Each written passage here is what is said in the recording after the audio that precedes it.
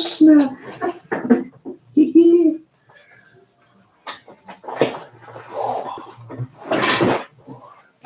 Rat. Oh. Let's see what we got here. All right, volume's down. Okay. All right. We are good to go. All right. Hello, everybody. Thank you for joining me on this late Friday night, about to be Saturday morning.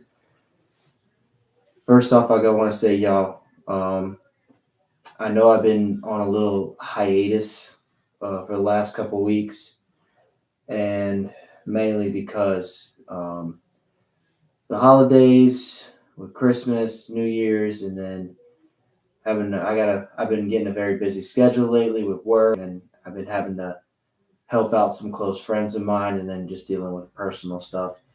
But besides all that, I hope everybody has had a wonderful holiday. Hope Christmas was wonderful. Hope New Year's was wonderful. And here's to starting off 2024 in the right way, in the right direction. I'm sure that's what I'm hoping for, and I know that's what everybody else is hoping for. So shout out to everyone. Here's the 2024 being a marvelous year. But guys, I will be back. I will be back on schedule doing 2 shows a week, and then I will not this Saturday, but next Saturday I will officially start doing the other segment of what I want to do on my channel. And you guys are more than welcome to tune into it if you like. I would greatly appreciate it. It should be fun. Should be a good time. And as always, make sure you guys leave a like, subscribe if you haven't already, and make sure you share this video with someone you love, someone you care about, or just some random person. Never know. Hey, anyone can enjoy some great insight, I will say. But, as always, thank y'all so much for tuning into the Big Boot Sports Podcast. Like I said, I know it's been a while, but I'm back, and I'm going to make sure that everything is done accordingly, and I will not necessarily distracted, but I just won't be, caught off guard. I got everything handled and taken care of now, so. And I definitely want to try to bring guests back on. I'm working on it, and it's a difficult process, but hey, we'll get it to work, and we'll go from there. I'm really excited. I'm gonna move things forward, and I'm hoping the channel can grow. This channel can grow much more in 2024, and then hopefully I'll be doing it in my new place that I'll be getting very soon. Hopefully by February. I'm shooting for February. But guys, without further ado, let's kick right into the show. This will kind of just be like a quick synopsis of what has transpired over the last few weeks, and then we'll just bring it up to now. So a lot has happened. A lot has happened in football, both college and professional. The college season is finally over. Congratulations to the Michigan Wolverines for winning the national championship this past Monday. They defeated the Washington Huskies by a score of 34-13. It was a one-sided affair. Michigan was able to run the ball so effectively. Like their run game was almost impossible to stop, which they kind of deteriorated away from that in the second half of the game, which I didn't understand, but maybe they were just trying to boost up J.J. McCarthy, trying to make him look good, which, I get that. But, I mean, man, look, if you got a formula that's working, just stick with it. You know what I mean? But, anyway, congratulations to Michigan. This is their good Lord. Sorry. This is their this is the school's 5th national title in their school history. The last time they won the national championship was in 1997. That's when Charles Woodson was still playing for the Michigan Wolverines. That was the year I was born, too. Whew, 26 years ago. Man, I'm getting old. We are getting old. But I mean, it was a great. I mean, it was a great game, y'all. I mean, Washington tried to come back best they could, but I mean, man, Michigan's defense was just too much. And after the game was over, I had a strong feeling that people were gonna go on social media and say, well, damn, Michigan probably stole their signs. They knew what plays Washington was going to run, and they, you know, prepared for it effectively, and then they just moved forward with what they had with their game plan and everything like that. And I'm like, man, I don't believe that. I mean, not on a national stage like that, especially when you have that many people in the audience and you have so many people watching and monitoring the sidelines. It just seems very unlikely that they would attempt to even do something like that. But I mean, Michael Penix was struggling, man. And look, my hat's off to him, man. He played the entire game when he was getting beat up by Michigan's defense. They were pounding his ass. It was ridiculous. I mean, he left when the game was over. He went to the locker room with a towel on his head. He was hurting. He was hurting bad. But I appreciate the respects that Michigan players gave him. That was a true show. That was a true show of sportsmanship. So sorry, God. English is hard. English is hard.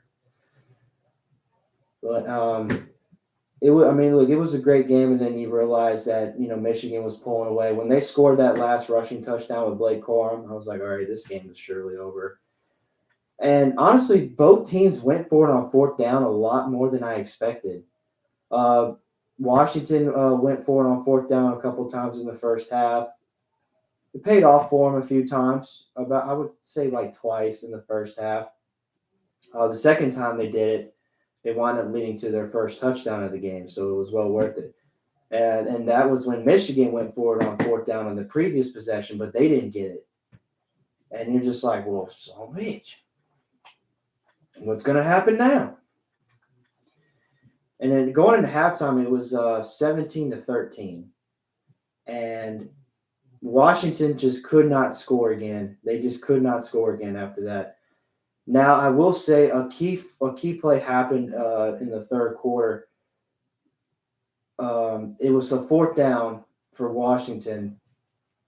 And you're like, well, damn, I mean, this is pretty risky because if they don't get this, Michigan will have great field position.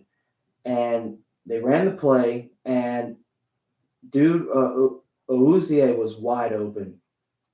Like, I'm talking about booty cheek wide open. Like, there was nobody around him. He was just butt naked. And Michael Penix just overthrew him a little bit, and it was just off of his fingertips. Now, Awuzie, after the game in the press conference, said that it was his fault that that play ended the way it did because he said he ran the wrong route. However, though, I do believe that Michael Penix could have seen that and adjusted to it, and then we've been able to throw him, not really like on the dime, but at least throw it to him where he can catch it more effectively. And if he would have caught it, that would have been a touchdown. I mean, that would have been an easy walk-in score. But unfortunately, it was an incomplete pass. The ball was thrown a little over his head, and that was just a deal breaker.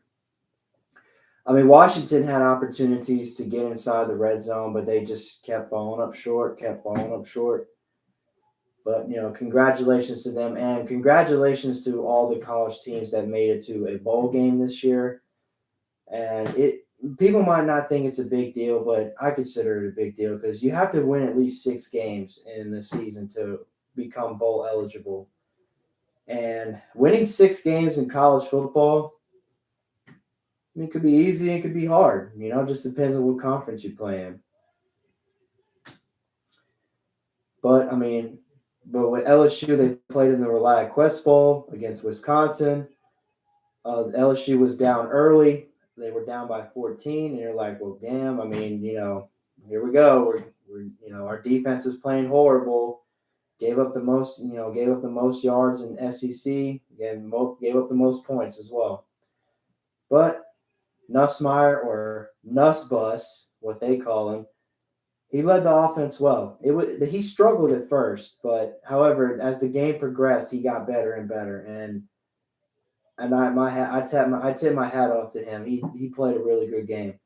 The only thing I want us to improve on is that when he does deep balls, I don't like just kind of throw like more of a bullet pass or kind of leave the receiver a little bit better because there were a couple deep balls that he threw that were just in the air for so long, like they were just hanging up there, man, and they were completed, but man, it was just so dangerous. Like from one he threw to Eddie Lacy, it could have been a touchdown if he would have threw it in stride. It would have been an easy touchdown, but he underthrew it a little bit. But Eddie Lacy still made the play. And you're just like, well, damn, oof, that was scary because there was a defender right there. If he could have timed it, he could have picked it off easily. But, thank goodness that didn't happen. But, I'm glad LSU got the win. They won 35-31. They almost blew it in the end, but the defense came up when they needed to. They made plays, forced a turnover on downs, and we won the ball game. And then if that wasn't good enough to see, 2 weeks later, LSU has now gotten the best recruiting class of 2024. They got the number one wide receiver, number one quarterback, and number one running back in the nation. And I'm like, well, damn, y'all wanted to hate on Brian Kelly, said he can't recruit, he can't bring in the top talent. Well, he done proved y'all wrong, man. He done proved y'all wrong. And I cannot wait to see how well these players will play, man. I'm super excited. Bryce Underwood looks fantastic. He was the number one quarterback in the nation coming out of high school. And just looking at him, I mean, he's a specimen, man. He's 6'2", 6'3", somewhere around there. He said he's got great athletic ability. Can move around the pocket really well, which that's good. You need good pocket presence. But, I mean, right now I don't know who's the starter's going to be. I mean, I assume it's going to be Nussmeier because, it's his time to shine because, Jaden has moved on to the NFL. He will be drafted by an NFL team for sure. And Jaden, congratulations, my man. Congratulations, Jaden, for winning the Heisman Trophy. It was very well deserved. Of course, Michael Penix Jr. finished second in the voting. And look, Michael Penix was great, man, but just watching him in the championship game, I'm like, man, this is who y'all want. This is who y'all want that y'all were crying about, saying like, oh, he deserved to win it. He got cheated, blah, blah, blah. Look, if y'all want to be honest with y'all, I mean, yeah, Michael Penix went up against a great defense, but man, he struggled bad. He overthrew receivers a good amount of times in that game. He was on point at certain times when he needed to be. But, I mean, when Washington's like last drive of the game, when they were driving and they needed to convert on fourth down, he had a receiver open on the left side of the field, and he didn't even look that direction. He just immediately was looking right and like, all right, this is where I want to go. This is where I'm going to throw it no matter what. Like, man, you got to survey the field, man. You can't just be focused on one side of the field. Know what I mean? Oh, shit. Hold on, I'm trying to tighten this on. Okay, sorry, I can't move it. But, man, it's just crazy, bro. Like, what can you expect, man? But, Michael, you're a great player, man. You're a fantastic player, and I wish nothing but success for you when you make it to the league, man. But I am hoping that you'll be able to clean up some of the miscues and stuff like that. But he'll get better over time. I think he's going to be a tremendous talent in the NFL. Now, where they will be drafted, I'm not sure. I mean, there's really not a whole lot of teams that are looking for a quarterback right now. But Jaden is definitely first round talent. He'll either be drafted in the first round or second round. No, nothing later than that. Just trying to figure out where he could go. I mean, pretty much every team has their quarterback they wanted. Texans got C.J. Stroud, and I'm going to talk a little bit more about him in a minute. The Jaguars have got Trevor Lawrence. Colts are sold on Anthony Richardson. And then the Titans, I mean, they got Ryan Tannehill, but it looks like they're going to roll with Will Levis, or they could go in a different direction. But I do think the Titans are going to rock with Will Levis. I think Will Levis is a great player, and I think he's proven to run that offense really well. And I think Ryan Tannehill's days are done. Ryan Tannehill is he's not really a great starter in my opinion. Like he's a good backup, but nothing more than that. But I mean, it'll be interesting to see, man. I mean, of course, the draft will happen in April, usually towards the end of the month of April, and I will be watching every bit of that as well. And I'm super excited. Saints have the 14th overall pick this year. I'll talk a little bit more about them in a second. Don't worry, guys. I promise I will. Even though I'm disgusted with them, I'm still going to talk about them. And then going back with LSU, Malik Nabers is also declaring for the draft. I mean, what a phenomenal season he had. Malik Nabers has the most receiving yards in school history with LSU, and that's just fantastic. He finished with 3,004 receiving yards, and that is a remarkable achievement. I'm so happy for him, and I do believe that he is a first-round talent as well. There's a lot of teams that can use him, and his future is bright, man. His future is absolutely bright, and I cannot wait to see him on Sundays, Thursday nights, or Monday nights, all the above. It's going to be fantastic.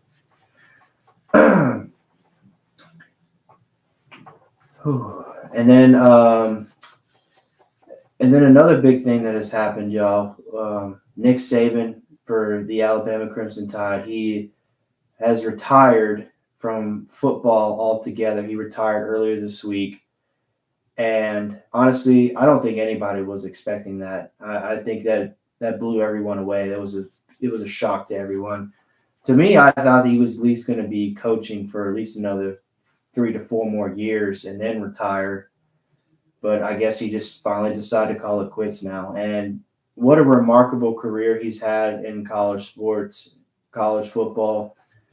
I mean, he's definitely going to go down as the greatest college football head coach to ever coach the game.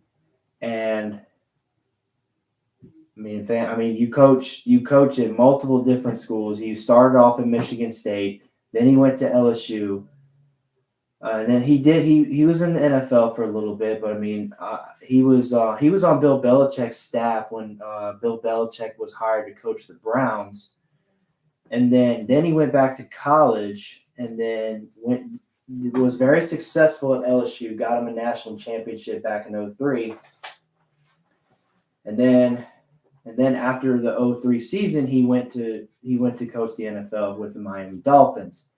And that did not last very long. It only lasted like 2 years. And he left, just literally left in the middle of the night. And was no longer the coach of the Miami Dolphins.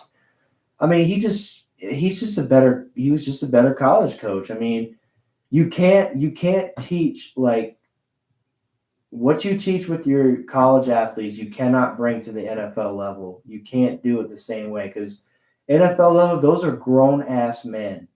Those are grown-ass men.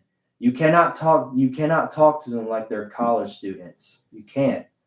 If you try to do it that way, one of two things is going to happen. Either one, they're going to get in your face and they're just going to start yelling at you. Second thing, they want to start a fist fight.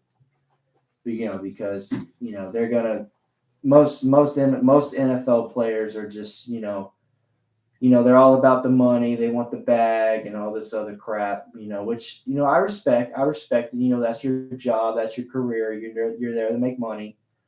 But it's just not the same premise between college and professional. So it just didn't work out. And then when he went back to college, he joined Alabama University, and we all know how that has turned out. He has achieved 7 national titles at the University of Alabama. He has more national titles than Paul Bear Bryant, who brought 6 to Alabama. So it's safe to say that Alabama has the most national championships of probably any school in the nation, and it's just a remarkable achievement, man. I mean, Alabama's had so much tremendous talent over the years, and a lot of them have gone on to play professional. And I mean, most of them have had really great careers. Julio Jones. Julio Jones is a big name. Um, Dante Hightower. Hey, that's another. Dante Hightower's had a great career. Let's see. Devontae Smith is still young and flourishing. AJ Brown. Oh God, there's so many to name, man. I mean, offensively and defensively as well. I was gonna say Sauce, but Sauce didn't play there. But man, the point is, man, it's just been phenomenal. I mean, of course, you got Jalen Hurts, who's doing really well for the Eagles, and then you got Tua for the Dolphins. But man, I mean, the list goes on and on. I mean, Alabama and LSU have produced so much great talent over the years in the National Football League, and there's a big reason for that. I mean, those are probably two of the best programs in the nation when it comes to football. I ain't gonna lie to you. But overall, man, Nick Saban's had a great career. Now he can spend time with his family, take time off. I mean, who knows? Maybe he'll want to go back into coaching again. He's just probably, taking time off, wants to relax, spend time with his family. Or this could be his his last hurrah. Like, he's finally done with it. And I wouldn't be mad at that. I mean, he's been coaching football, been in the football business for so long. And you can only keep up with it for so long until, your health and your age start affecting, your lifestyle and how you want to do things, how you want to go about things. So honestly, to me, I think Nick has made the right decision. I would love to see him coach one more year at Alabama, but it is what it is. I know a lot of Alabama fans are very upset because now they're like, well, damn, we'll probably never be as dominant. We'll probably never be as dominant without Nicky being there. And well, it is what it is, man. I think Alabama will be fine, though. Nick Saban's going to make sure that team is well taken care of. He's not going to leave them high and dry. But Alabama's already found their next head coach. They hired the dude from Washington. His name is Don. His name was Don something.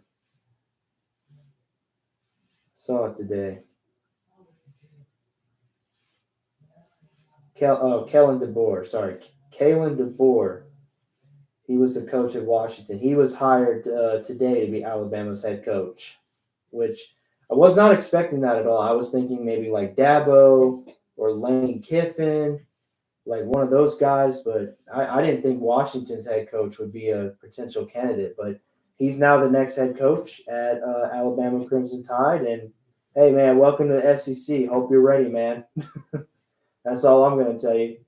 SEC, man, it just means more.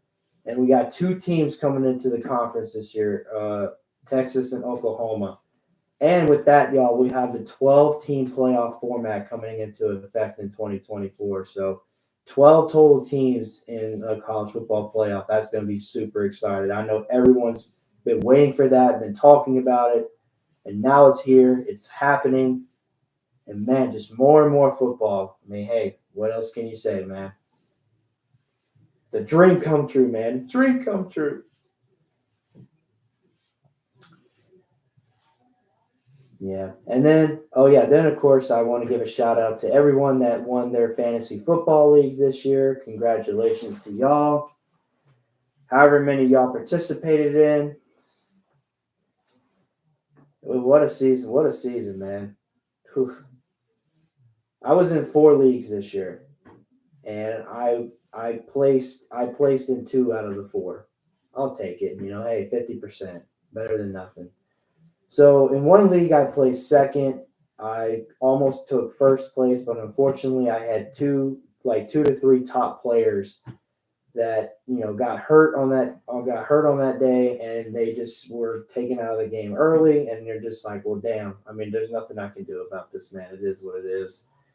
So I just have to accept second. And you know what my dumbass did? I left Amari Cooper in my lineup, and I had no idea that he wasn't playing because I didn't get any notifications that he was inactive or anything like that. So I'm like, well, damn, Amari Cooper's hurt. I was watching that Thursday night game with the Jets and the Browns, and he's just on the sideline wearing a jacket, no pads and nothing. I'm like, well, bro, what the hell? I didn't know he wasn't playing. So I left an inactive player in my lineup, got 0 points. Yeah, I know, right? F my life. But it's all good, man. I was just happy to place in the top 3. And I would love to participate in that particular league again. I'm always down for competition, man. Who is it, And then another league, I placed third place. I had third place, same situation. I just got outscored by better players, and it just didn't work out the way I wanted it to. And then bada bing, bada boom. Yeah. But hey, I'll take third. And then in our work league, in Mike Anderson's where I work, I finished 8th. I did make it to the playoffs. Unfortunately, I got knocked out in the second round because I didn't start players efficiently. I got some old players got outscored in other departments, and I'm like, well, bro. And of course I left too many points on the bench, and I'm like, well, that's what you get, man. It is what it is. So I wound up finishing 8th. At least I didn't finish last out of 14th. I'll take it. As long as you don't finish last, you're all good. Oh. Sorry. I didn't do that. Bump my chair into the door. Oh, man. And then the last one, it was my good our Bro Gang Fantasy Football League. That's with some very close friends of mine. I'll tell you this, y'all. That league, I started off 0-8. I lost my first 8 games. I was so mad. I'm like, bro, am I ever going to get a win? Like, do I even have a chance of making the playoffs? Well, I'll tell you, y'all, this is what happened. After I lost 8 straight, when it came to the 9th game, I was losing to my good buddy Kane by 28 points. Well, by 28, 29 points. And I'm like, well, and all I had left that week was the Chargers defense. And I'm like, well, I'm going to go 0-9, and I'm probably not going to make the playoffs. Like, this season's over. Well, lo and behold, a miracle was bestowed upon me. I needed 30 points to get the dub, and the Chargers defense got me 30 points. The Chargers played the Jets that particular week, and the Chargers just demolished the Jets. They had 2 fumble recoveries, 2 interceptions, I believe, and they had one of those fumbles was a scoop and score for a touchdown, and they did not allow a single point that whole game. The Jets were shut out. Now, the Jets did almost score a touchdown late in the game. If they would have scored just 1 touchdown, I would have lost my matchup that week. But hey, man, the Chargers defense held, and I got the dub, and I was like, yes, my first win of the year. And then after that, y'all, I just went on a winning streak. I won. So after starting the season 0-8, I won my last 6 matchups and went 6-8, and I took the last spot in the playoffs. How crazy is that, man? It just completely turned around, and I made it. And I got all the way to the semifinals. I lost the semifinal match barely by like 0.4, man, 0.40. Brandon Ayuk just scored a little bit more points than me, and I'm just like, damn, that's tough. But my buddy Josh and Slade competed in the final, the championship, and ours is finally done. My buddy Slade took first. My buddy Josh took second, and my good friend Prentice finished third, and I finished 4th out of 10. There was 10 of us total, and I finished 4th out of 10.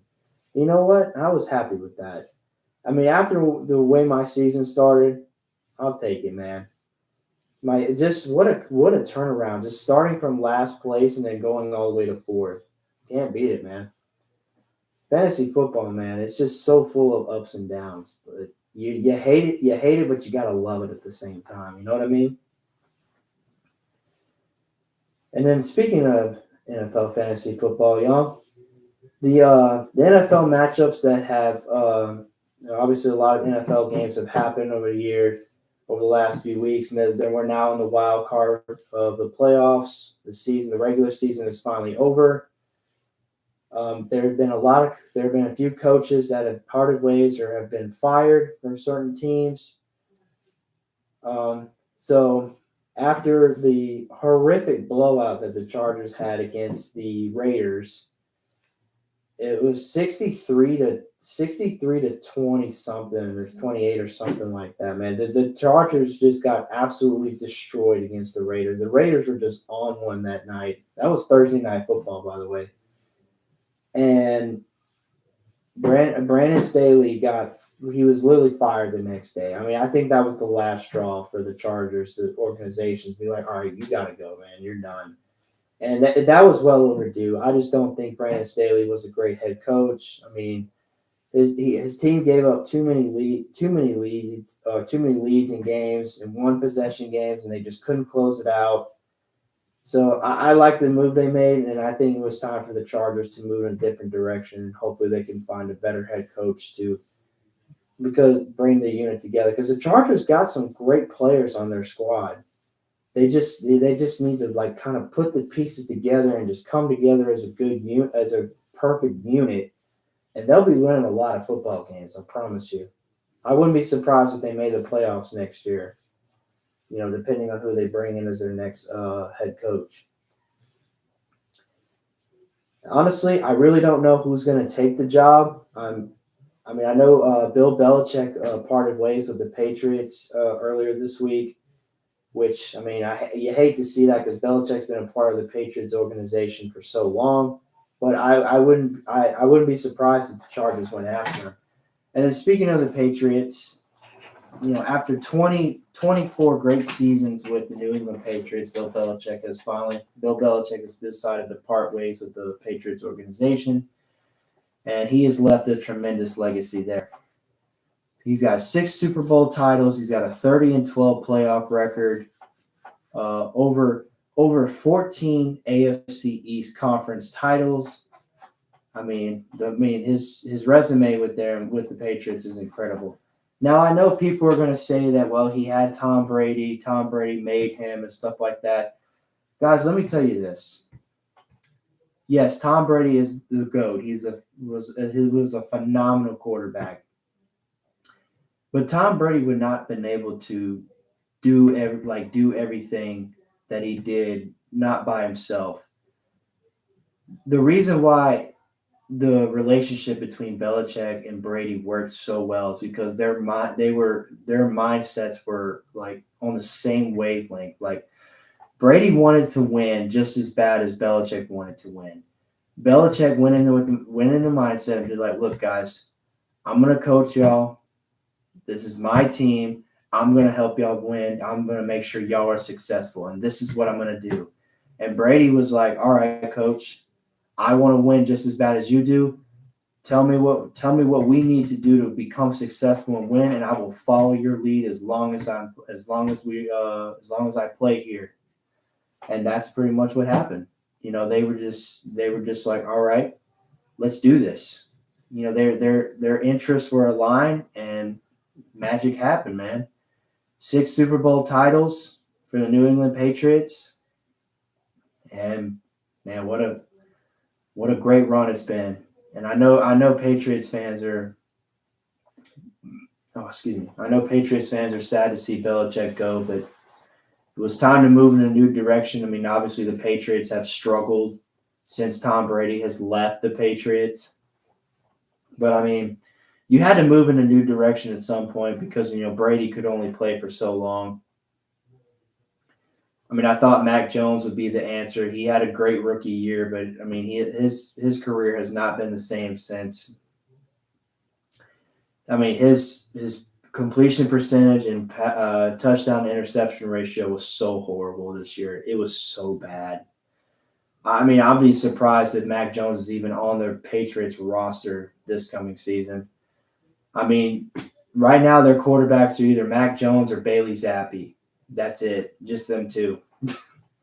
So, I mean, I don't know if the Patriots are going to want to move into a different direction and draft a quarterback, or if they're just going to go with Bailey Zappi and move in that direction. But I mean, I wouldn't be surprised if they drafted a quarterback this year. I mean, you want to start fresh and then, mold a new quarterback into your system, and then, hopefully he can be your franchise quarterback for many years to come. But hey, we'll see, man. And then Ron Rivera was fired from the Commanders after a 4-13 season. Fortunately, Ron Rivera has not had a very successful resume with the Washington Commanders. They haven't really had a good winning season in the last 2 to 3 years. So I knew that was coming. He was already on the hot seat. And then Mike Vrabel for the Tennessee Titans was fired as well after finishing 4-13. It was just a bad year for the Titans, which was insane because they made the playoffs the season before and they just collapsed, man, and I didn't understand it. It was crazy. But, I mean, hopefully Mike Vrabel can find a job someplace else. I mean, just didn't work out with the Titans, man. I really don't know what to say about that. That was weird. Because the Titans are not a bum team. They got great players. I mean, they got DeAndre Hopkins, Derrick Henry still playing well, and Derrick Henry's contract is up this year. And after the last game of the season, Derrick Henry made it seem like that he does not plan to re-sign with the Titans, or the Titans don't want to re-sign him. So Derrick Henry could be playing in a different uniform this year. So that'd be an interesting thing to keep track of.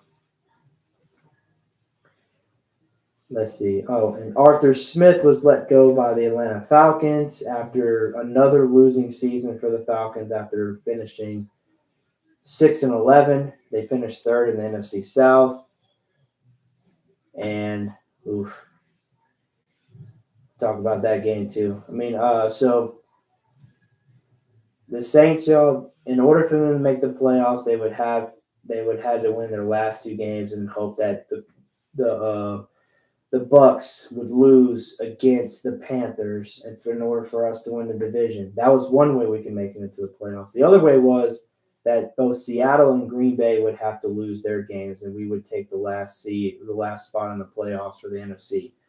Well, neither of those happened. The Panthers sold against the Bucs and scored 0 points, while the Bucs only scored 9. They did not even score a single touchdown against the Panthers, which is sad because we blew out the Panthers both times we played them. And what's so frustrating about the Saints, y'all? We finished with a winning record, but this is our 3rd year of not making the playoffs. I don't know if they're going to make any coaching changes. We definitely need to. Dennis Allen is just not it.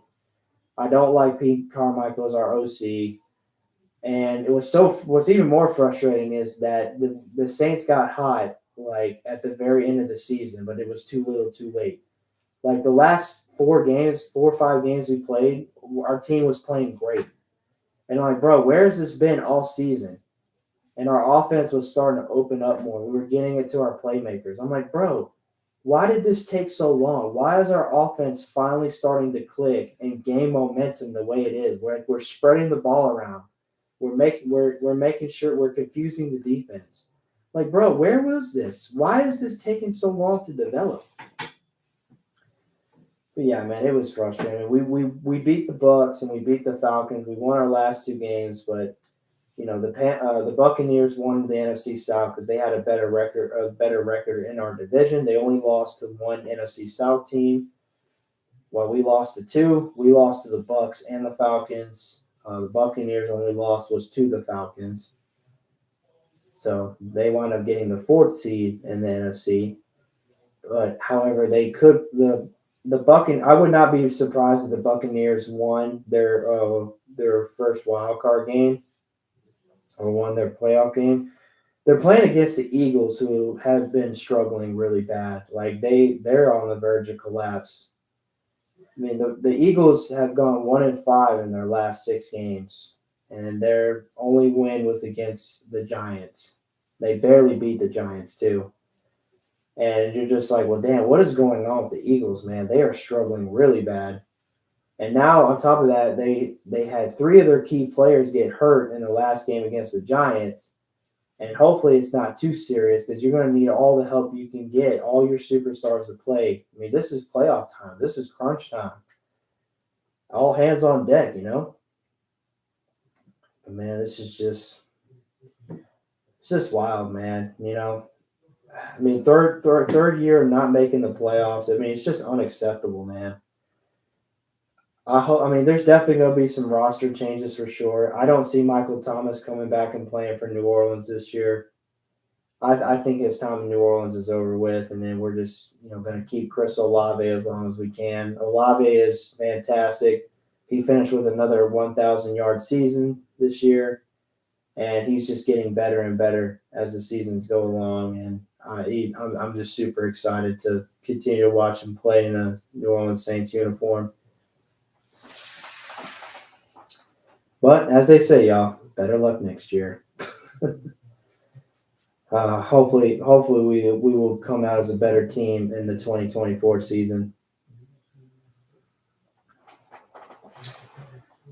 Oh man.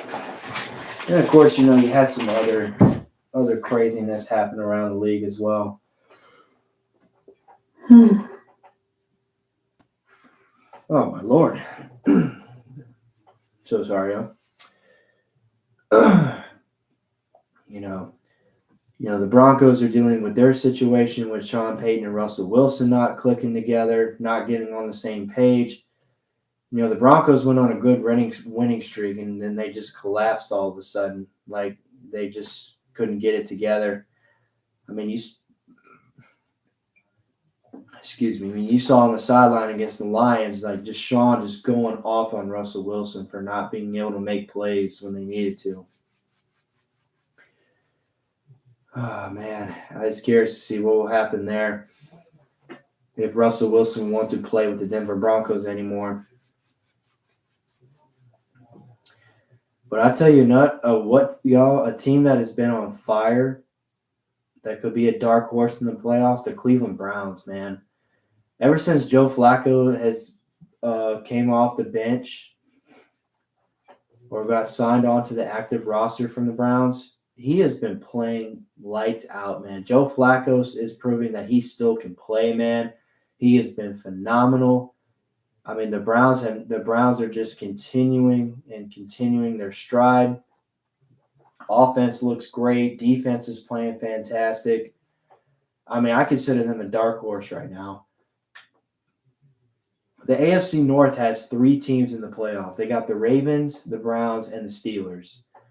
And congratulations to Mike Tomlin for 17 straight seasons with a winning record. He has yet to have a losing season in his 17-year tenure with the Pittsburgh Steelers. That is absolutely phenomenal, y'all. The Steelers finished 10-7 this year. They won Week 18 against the Ravens, which of course the Ravens didn't really start any of their key players. They were resting them for the playoffs. But the Ravens finished with probably the best record overall in the NFL with 13-4. And then, the 49ers finished 12-5. They lost their last game against the Rams, but the 49ers didn't really start their key players. In Week 18, there wasn't really a lot of teams that started like their main people. A lot of teams were resting their starters, making sure, they were good for the playoffs and everything like that. So, hey, this is crunch time, baby. The NFL playoffs will begin tomorrow. There will be 3 games Saturday, 3 games Sunday, and then 1 on Monday. So a lot of football action to come. Just to go over the few matchups, and I will give you my predictions of who they will be. I will say, the Browns and the Texans. I'm going to be taking the Browns. The Browns are just hot right now. They're on fire. Joe Flacco's playing amazing. Offense is playing fantastic. I'm just they have a lot of momentum going into this game, and I know the Texans are a young team. They're hungry players, but I shout out to DeMeco Ryans, his first year head coach of the Texans, and leads them to the playoffs, and they won the AFC South after the Jaguars fumbled the bag against the Titans, which is insane. The Jaguars had a horrible collapse. They were leading the AFC South for many weeks, and they went on a horrible losing streak, and they just couldn't get back right. So the Texans wound up winning the AFC South. But I mean, I give my big shout out to the Texans, man. I mean, C.J. Stroud is possibly going to win Rookie of the Year. His first year in the league, he leads his team to the playoffs. The only thing is they're a young team. They don't really have a lot of veteran presence on their squad, but they're still a good team. But I just do believe that the Browns have a better, more experienced team, and the Browns were going to collect the W against the Texans this weekend. But let me know down below. Comment down below who you think will win the playoff matchups this week. Next game. With the AFC, the Bills and the Steelers. I'm taking the Bills 100%. The Bills are just all around a better team, and I don't know how well Mason Rudolph's going to play because Kenny Pickett's been out with an injury for a good while. I mean, Mason Rudolph has done a great job in the offense. He's doing what he needs to do. He knows the system very well. He's been there for a while. But I just think the Bills are ready. Like, the Bills are just so hungry, man. Josh Allen's going to come in. Josh Allen's going to come in and just play fantastic. They're going to get the passing game going. Unfortunately, the Steelers will not have they will not have T.J. Watt. He suffered an injury against the Ravens in the last regular season game. So that's going to be a big loss for the Steelers defense. But next man up, man. You're going to have to do what you got to do, bro. But we'll see. But I'm taking the Bills 100%. I think they're going to win the game easily. The next matchup, we have the Eagles and the Buccaneers. Honestly, y'all, this game is a toss-up. I really don't know. Me personally, I'm going to say the Eagles win in a close one. I think the Eagles' offense will prove to be a much better match against the Bucs defense. I think the Bucs are going to give up more big plays. The Eagles are going to, find themselves, get themselves right, and then they're going to win the first game of the playoffs. I mean, I wouldn't be surprised if the Bucs won. Baker Mayfield's been playing great. But I just think that the Eagles are going to come out with reform, with a better mindset, and they're going to get the dub over the Bucs. Then we got the Cowboys and the Packers. Well, a lot of people are saying the Cowboys are going to fumble the bag on this one. I don't believe so. I think it'll be a great game for sure. But I mean, it's at Jerry World, it's at Dallas, and I do believe. And the Cowboys have not lost at home yet this year. They have been phenomenal at home. So I mean, I'm going to ride with the Cowboys, and so they get the W over the Green Bay Packers this weekend. I mean, the Packers will make it a game for sure, but I just don't see the Cowboys losing at home. I think they're going to play very well, and we'll see where we go from there. And then, of course, the Ravens and the 49ers will have a bye this week. They both finished as the number 1 seed in their respective conferences, so they will get an extra time off before they have to play. And then next we have the Lions and the Rams. Now, this is going to be a fantastic game to watch. Matthew Stafford, who played for the Lions, will have to play against his former team. And then Jared Goff, who was traded from the Rams, will have to play against his former team. So who's gonna win it for their current team, man? I'm gonna go with the Lions. I do believe, yeah, the Rams' offense is nice, but I do believe that the Lions have a better offense, and their defense will come up and make plays when they need to. I think they're gonna pressure Stafford good, make him make mistakes, and then they're gonna collect the dub. I like the Lions' offense too, with Laporta, Jameer Gibbs, Amon-Ra St. Brown, Jameson Williams, David Montgomery. Like their offense is stacked, and they have one of the best O lines in football. So they're gonna run. They're going to want to run the football as much as they can. So I'm gonna take the Lions in a close one. I would say like 27-20, somewhere around there. All right, and then going back to the AFC side, we got the Chiefs and the Dolphins. That game is gonna be played in -degree weather. It is going to be cold as shit at Kansas City. Now, as far as who's going to win, I'm taking Kansas City for sure. Kansas City is used to playing in that kind of weather. Miami is not. They're used to sunshine and palm trees. So I really don't see the Dolphins coming out and winning against the Chiefs. The Chiefs are probably not going to win by much though. It's going to be like a maybe a 2017 game, or hell, even a 17-14 kind of game. It's going to be a low scoring game for sure. Because the Chiefs have struggled offensively, the Dolphins have been struggling offensively, so it's like who's going to be more prepared, who's going to make the bigger plays. But I'm gonna go with Kansas City because I'm gonna say Patty Mahomes is going to find a way to get the W. So I'm going with the Chiefs. Let's see. Am I forgetting anybody else? I want to say that's it. Trying to remember. I think I said I did all the NFC matchups and I did all the AFC matchups. Is there a game Monday? I don't think there's a game Monday. I could be wrong though.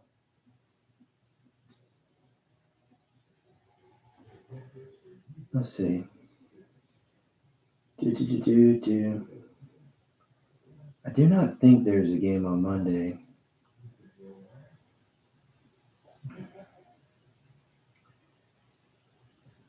Oh, there is. Okay, it's the Eagles and the Bucks. They play on Monday. Okay.